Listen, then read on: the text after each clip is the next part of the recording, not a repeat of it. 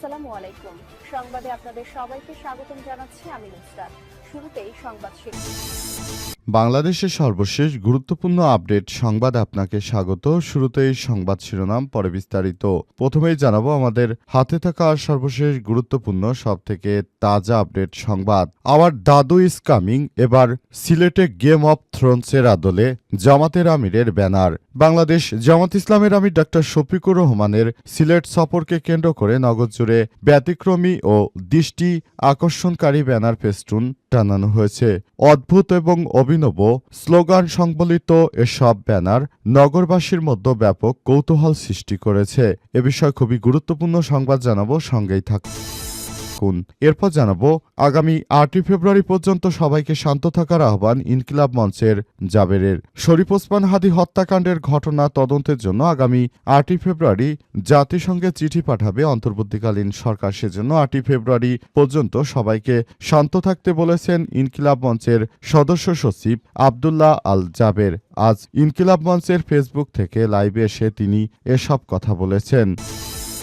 এদিকে তারেক রহমানের সঙ্গে জাকসু এবং গোকসু ভিপির সাক্ষাৎ। বিএনপি চেয়ারম্যান তারেক রহমানের সঙ্গে সৌজন্য সাক্ষাৎ করেছেন জাহাঙ্গীরনগর বিশ্ববিদ্যালয় কেন্দ্রীয় শিক্ষার্থী সংসদ জাকসুর ভিপি আব্দুর রশিদ জিতু এবং বিশ্ববিদ্যালয় কেন্দ্রীয় ছাত্র সংসদ গোকসু ভিপি ইয়াসিন আল মিদুল দেওয়ান সহ হল সংসদের বিভিন্ন পর্যায়ের নেতারা তারা ইতিমধ্যেই বিএনপির সঙ্গে যোগ দিয়েছে। জানাবো সাতক্ষীরা সীমান্তে বিপুল পরিমাণ ভারতীয় অস্ত্র ও গুলি জব্দ। সাতক্ষীরা শ্যামনগর সীমান্ত এলাকায় অভিযান চালিয়ে বিপুল পরিমাণ ভারতীয় অস্ত্র এবং গুলি উদ্ধার করেছেন বর্ডার গার্ড অব বাংলাদেশ বিজিবির সদস্যরা। আজ আনুমানিক 2টার দিকে ভারত সীমান্তবর্তী গোলাখালী এলাকায় এই অভিযান চালিয়ে অস্ত্র ও গুলি উদ্ধার করা হয়েছে। আগামী জাতীয় সংসদ নির্বাচনকে তারা টার্গেট করে এই অস্ত্রগুলো দেশে আনছে বলে জানা গেছে। এবং সর্বশেষ জানাবো ভারতের সংসদে বাংলাদেশ নিয়ে আলোচনা, যা বললেন পররাষ্ট্র প্রতিমন্ত্রীরা। বাংলাদেশের সঙ্গে ভারতের সম্পর্কের তৃতীয় কোনো দেশের উপর নির্ভরশীল নয়, বরং স্বাধীন। আজ ভারতের লোকসভায় বাংলাদেশ নিয়ে প্রশ্নের লিখিত জবাবে এসব কথা বলেন দেশটির পররাষ্ট্রমন্ত্রী কীর্তি বর্ধন সিং। তিনি আরও বলেন, যেসব জায়গায় ভারতের জাতীয় স্বার্থ রয়েছে সেগুলোর উপর সার্বক্ষণিক নজরদারি এবং স্বার্থগুলো রক্ষায় প্রয়োজনীয় সব ব্যবস্থা নেওয়া হচ্ছে। খবর এনডিটিভির। প্রিয় দর্শক, এতক্ষণ শুনছিলেন সংবাদ শিরোনাম, এবারে বিস্তারিত। তবে তার আগে বন্ধুরা অনুরোধ থাকবে এই সংবাদটিতে একটি লাইক দিন। এই চ্যানেলে আপনি নতুন হয়ে থাকলে আমাদের সংবাদটি দেখতে দেখতে চ্যানেলটি সাবস্ক্রাইব করে রাখুন। কমেন্ট করে বন্ধুরা আপনার মূল্যবান মতামত জানিয়ে দিন আপনি বিশ্বের কোন দেশ থেকে বা বাংলাদেশের কোন স্থান থেকে আমাদের সংবাদটি দেখছেন এবং শুনছেন। আর বন্ধুরা, সংবাদটি আপনার সোশ্যাল মিডিয়া ফেসবুকে শেয়ার করে বন্ধুদেরও দেখার সুযোগ করে দিন। আগামী জাতীয় সংসদ নির্বাচনে আপনি কোন দলকে সমর্থন করেন কমেন্ট করে পুরো বাংলাদেশ সহ বিশ্বের সবাইকে জানিয়ে দিন। দাড়িপাল্লাকে সমর্থন করে থাকলে কমেন্টে দাড়িপাল্লা, ধানের শীষকে সমর্থন করে থাকলে ধানের শীষ এবং শাপলাকলি কিংবা মামুনুল হকের রিকশা যাকেই সমর্থন করেন ওই প্রতীকের নামটি কমেন্টে লিখে পুরো বিশ্বকে জানিয়ে দিন। এবারে বিস্তারিত। আওয়ার দাদু ইজ কামিং, এবার সিলেটে গেম অব থ্রোনসের আদলে জামাতের আমিরের ব্যানার তৈরি। জামাত ইসলামের আমির ডক্টর শফিকুর রহমানের সিলেট সফরকে কেন্দ্র করে নগর জুড়ে ব্যতিক্রমী এবং দৃষ্টি আকর্ষণকারী ব্যানার ফেস্টুন টানানো হয়েছে। অদ্ভুত এবং অভিনব স্লোগান সংবলিত এসব ব্যানার নগরবাসীর মধ্যে কৌতূহল সৃষ্টি করেছে। জামাতের আমির আজ দলীয় সফরে সিলেটে আসছেন। এর আগে শুক্রবার 6 ফেব্রুয়ারি জামাতের আমির শনিবার 7 ফেব্রুয়ারি দলীয় সফরে সিলেট যাবেন বলে বিষয়টি জানিয়েছিলেন। নগরীর বিভিন্ন গুরুত্বপূর্ণ স্থানে টানানো ব্যানারগুলোতে দেখা গেছে লেখা রয়েছে, আওয়ার দাদু ইজ কামিং, ওয়েলকাম, আওয়ার দাদু is the next PM in Bangladesh ইনশাল্লাহ এবং উইন্টার ইজ কামিং। হলিউডের জনপ্রিয় ওয়েব সিরিজ অব থ্রোনসের আদলে তৈরি এসব ব্যানারে তলোয়ার হাতে দা ডক্টর শফিকুর রহমানের ছবি ব্যবহার করা হয়েছে। পাশাপাশি তলোয়ারের সঙ্গে দাড়িপাল্লার প্রতীক এবং নেকড়ের ছবিও দেখা গেছে। নগরীর নায়রপুল পয়েন্ট, চৌহাট্টা সরকারি আলিয়া মাদ্রাসা মাঠে, জিন্দাবাজার সহ বিভিন্ন এলাকায় বৈদ্যুতিক খুঁটি ও গাছের ডালে সব ব্যানার ফেস্টুন ঝুলতে দেখা গেছে। অভিনব উপস্থাপনার কারণে পথচারী এবং নগরবাসীদের মধ্যে ব্যাপক আলোচনা উত্তেজনার সৃষ্টি হয়েছে বিষয়ে সিলেট মহানগরের জামাতের আমির মোহাম্মদ ফখরুল ইসলাম জানিয়েছেন, ব্যানারগুলোর বিষয়ে তাদের এখনই যথাযথ ভূমিকা পালন করতে হবে। প্রাথমিকভাবে জানা গেছে জেনজি প্রজন্মের কিছু তরুণ উদ্যোগ নিয়ে সব ব্যানার টানিয়েছে বলে ধারণা করা হচ্ছে এবং জেনজির ওই প্রার্থীরাই জানিয়েছে যে আমাদের দাদু তিনি অত্যন্ত গুরুত্বপূর্ণ ব্যক্তিত্ব।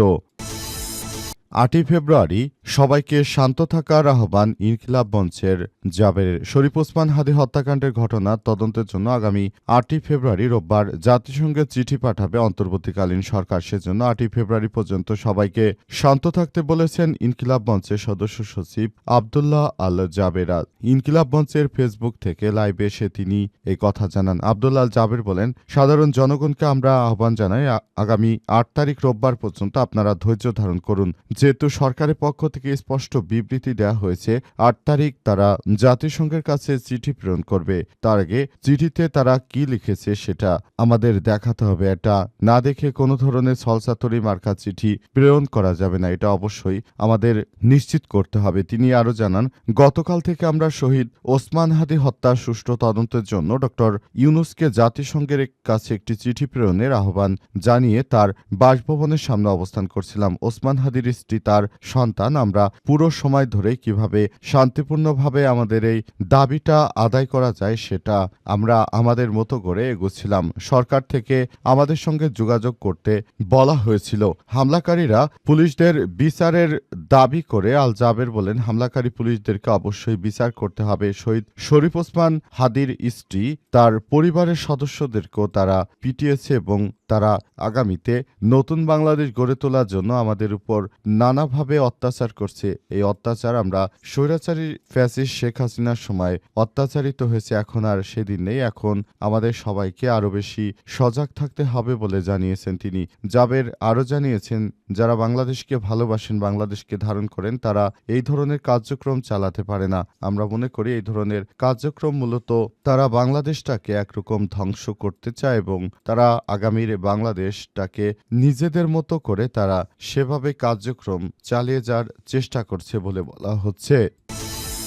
তারেক রহমানের সঙ্গে জাকসু এবং গোকসু ভিপির সাক্ষাৎ। বিএনপি চেয়ারম্যান তারেক রহমানের সঙ্গে সৌজন্য সাক্ষাৎ করেছেন জাহাঙ্গীরনগর বিশ্ববিদ্যালয় কেন্দ্রীয় শিক্ষার্থী সংসদ জাকসু ভিপি আব্দুর রশিদ জিতু ও গণবিশ্ববিদ্যালয় কেন্দ্রীয় ছাত্র সংসদ গোকসু ভিপি ইয়াসিন আল মিদুল দেওয়ান সহ সংসদের বিভিন্ন পর্যায়ের নির্বাচিত নেতারা আজ গুলশানী বিএনপির চেয়ারম্যানের রাজনৈতিক কার্যালয়ে তারা এই সাক্ষাৎকার করেন।